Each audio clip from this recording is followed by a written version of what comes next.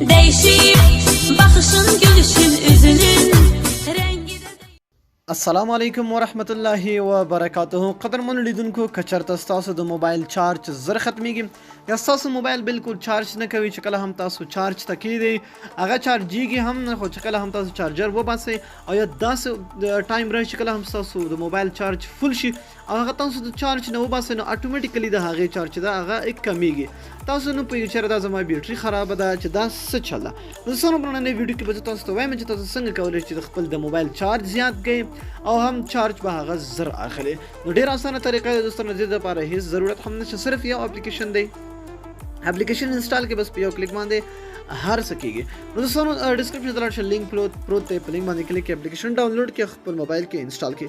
ګورئ دوستانو چې کله هم دا تاسو اپلیکیشن انسټال کړئ دغه اپلیکیشن د سمپل تاسو به دا خلاص کړئ. دوستانو بله خبره په دغه ویډیو کې به زه تاسو ته دوه طریقې ښیم. دوستانو ویډیو را سره تر پایه وګورئ، صحیح ده.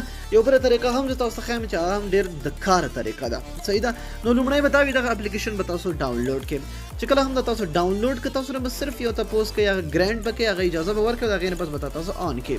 ګوره دوستانو دا اوس پاور سیو موډ کې شي، دا سیور موډ کې شو، ستاسو د موبایل چارج به ساتي، صحیح ده. چې کله هم تاسو خپل موبایل چېرته ږدئ په بیک ګراونډ کې چې کوم چیزونه اکثره هغه وي چلي په لانچ کې وي نو هغه دا بندوي، یعنی هغه نه پرېږدي چې هغه د بیک ګراونډ کې هم کار وکړي. نو چې کله هم بیک ګراونډ کې ستاسو د اپلیکیشن هغه وي چالو وي نو هغه بیا څه کولی شي ستاسو د موبایل چارج زر ختموي. نو دې سره به دا شي چې ستاسو د موبایل چارج به په خپل ځای کې پروت وي، یو دقیقه به هم یعنی 1% به هم دا نه کمیږي. دوستانو کله چې کله هم دا به تاسو بند کړئ بس تاسو دا د هغه نه ووتلو د سیور موډ نه ووتلو، اوس به تاسو د موبایل چارج بیا زر ختمیږي. دوستانو بله طریقه دا ده، طریقه نه ده، زه تاسو یو هغه طریقه زه وښیم، یو خبره به تاسو وکړم. ګورئ چې کله هم دا تاسو خپل موبایل چارج کوئ نو کوشش دا کوئ چې خپل موبایل 100% مه چارج کوئ، صحیح. چې کله هم دا تاسو 100% چارج کوئ نو هغې کې چې داسې حافظه وي چې هغې ډېر د هغې نه زیات شي ستاسو د موبایل هغه نه.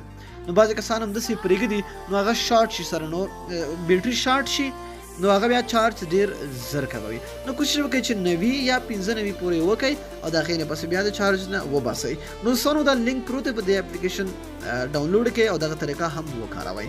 نو دوستانو که ویډیو مو خوښوي حتما سره لایک کړئ، د خپلو دوستانو سره شیر کړئ. تر بیا بلې ویډیو د الله په امان په دعا باندې کوي.